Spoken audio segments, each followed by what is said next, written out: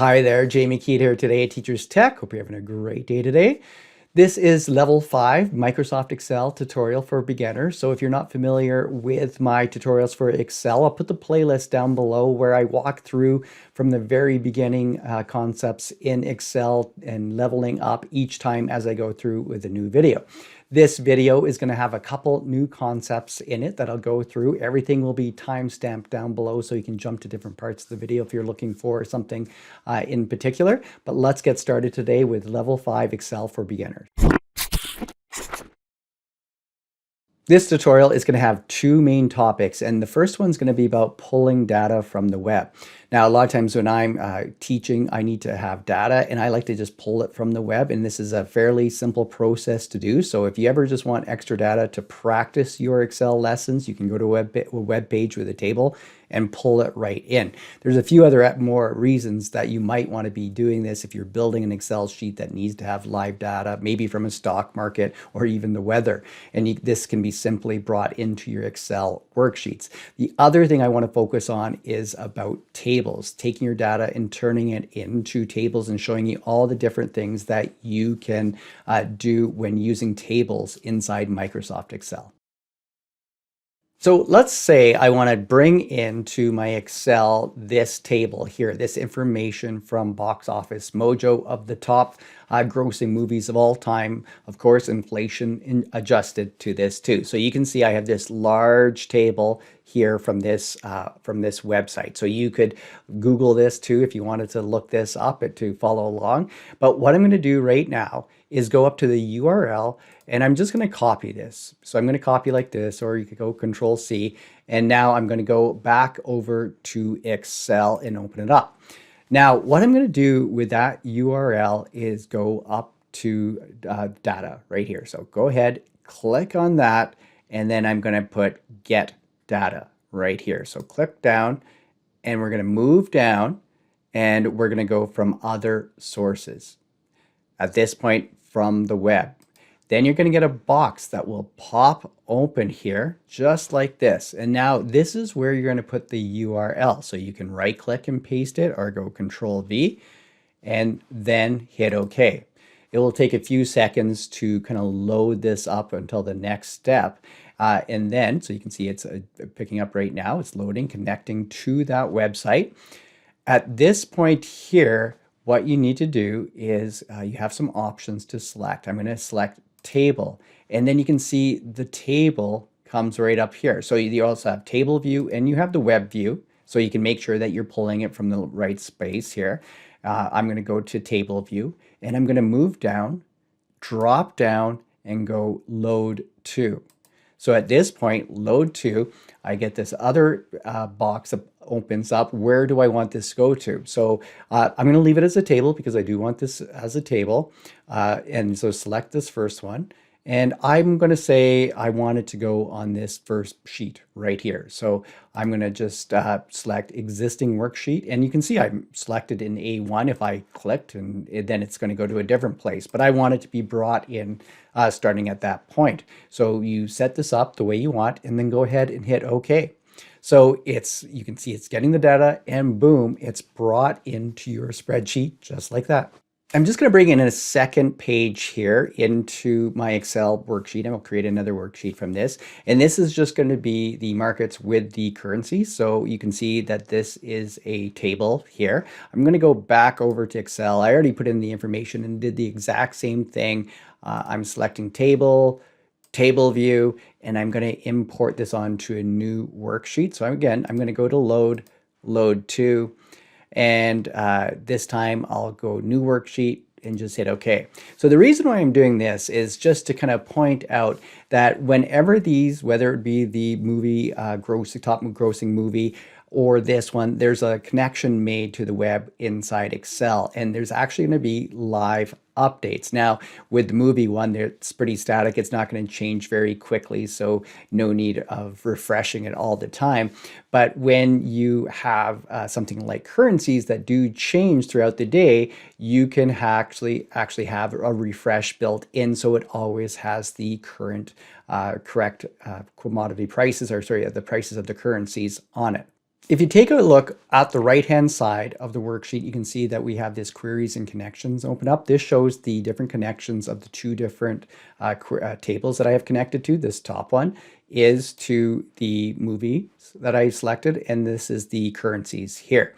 Now, as I said, this updates. It has live changes to it because of that connection to the internet, but you can also force it. If you're clicked inside the table, take a look. As soon as I click inside, query becomes on the shows up on the ribbon. I'm going to select this and I'm just going to go refresh. Now, if there's any changes, you can see it just changed. It got the current market data on the currencies. Some other things that you can do to even force it and set up how you want it is to go over to the table. Just go ahead and right click on the table and go to properties, and I can name it here. So if I was going to get rid of table 0, I can just call it currencies like this, and I can go through and pick what I want. How often do I want it to refresh? You can see it was at 60 minutes, but maybe I want it to be I can go through and just pick 1 minute. Every 1 minute I want this to refresh. Now the other thing is you could refresh when opening the file. So if this file gets closed down, you want it to have the current numbers there. So you can select that and then just go ahead and hit OK. You can see the changes. The name has been changed here. Now every minute I would get a refresh on this. So remember, you can pick other tables like weather and different things to try on your own when you're importing these. But I'm going to close this down and open it back up to show you what Excel will ask you. So I've closed it down and I'm going to go and open it, and I just named it Web and Tables, and I'm going to go click on it. And you'll see right away that you have this security warning. It's saying external data connections have been disabled. I need to enable that because they're just saying, hey, we're connected to the web. Are you sure this is what you want? And then we just have to make sure that we accept this on it. So that's about how connecting web data to your Microsoft Excel. So maybe you want some stuff to practice with those numbers without having to input it yourself. You can go to a place on the web, pull it in and start practicing away. Let's move over to our next section talking about tables in Microsoft Excel now. So in this part, I want to talk to you about the functionality of tables in Microsoft Excel. So a lot of times when we have our data, here's an example of just the NFL quarterbacks. This is a range right now. And just to let you know, I did bring this in. I imported it through the web, but I did take it away from table form, and I'll show you how I did that a little bit later. So I turned this into just a range. And a lot of times when you're working in Excel, this is how you're working with all the different data. Now, I'm just going to go over to a blank sheet I have in sheet 1 here. And I just want to point out how to make a table if you're starting from scratch. You can go ahead, insert. So if you don't have any data already, you can see under insert, there is table right here. Now it will say create a table. And right now I only have the one spot.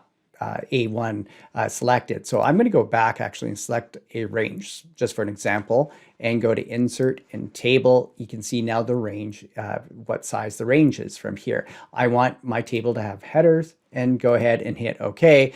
And now I have a table, but I don't have any data set up into this.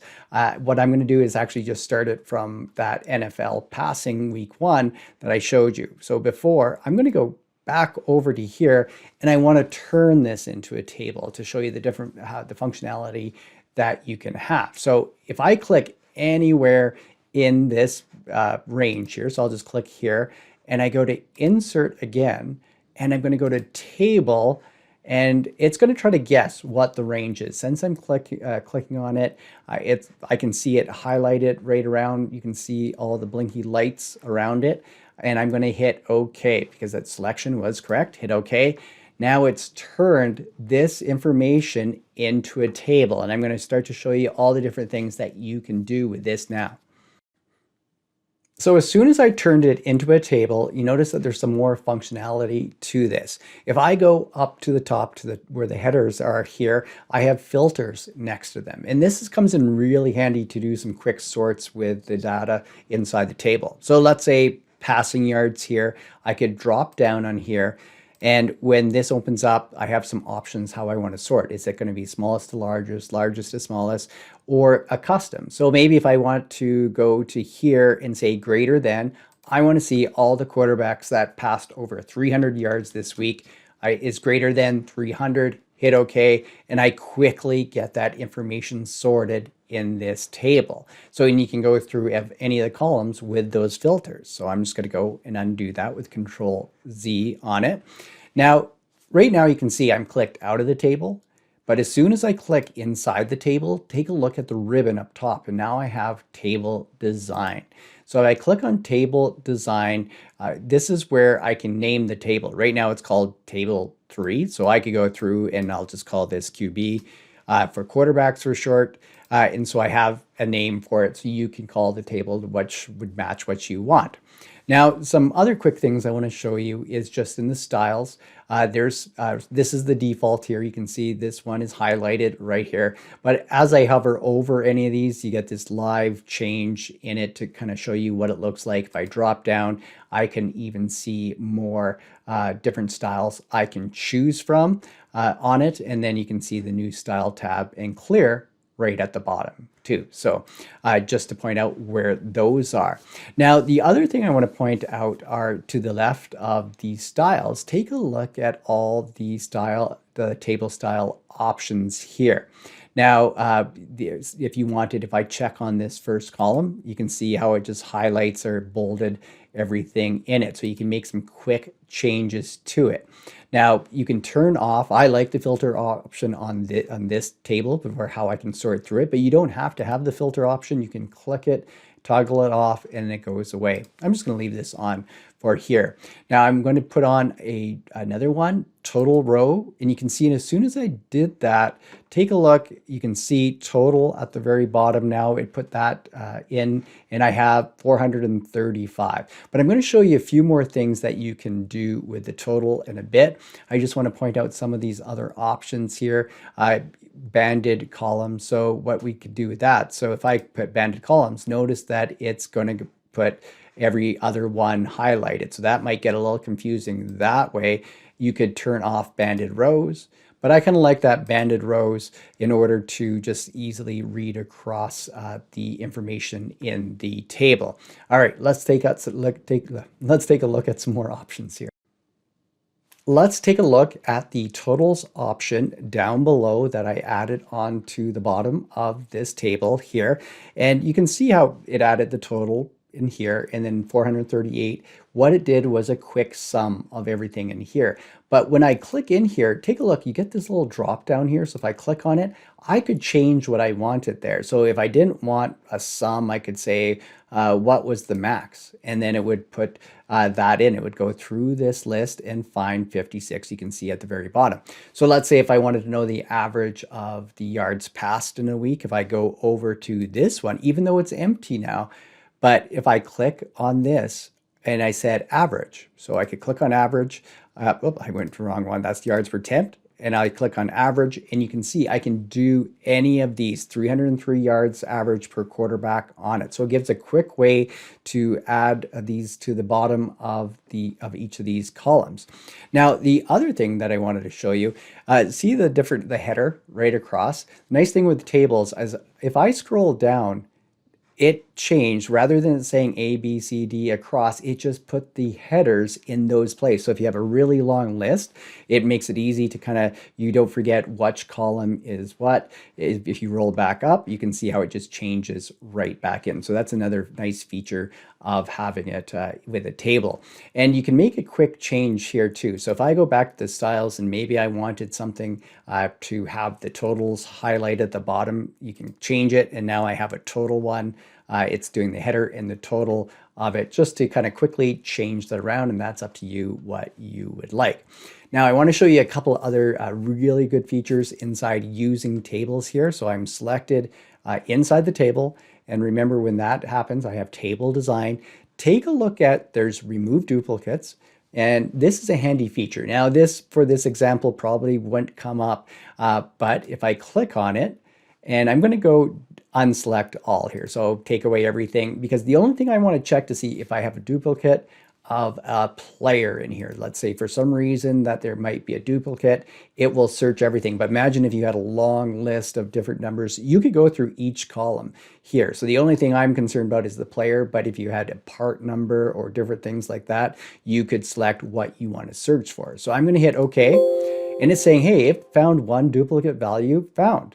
And I added one to this. So if you took a look at the side, it was going to be two Justin Herberts here. So I'm going to say, okay. And it went through and deleted that to it. So the duplicates are removed from there now. So that makes a quick way to look for those. Another thing is, so when I brought this in, I did connect it to just the NFL page of the stats and I brought it in.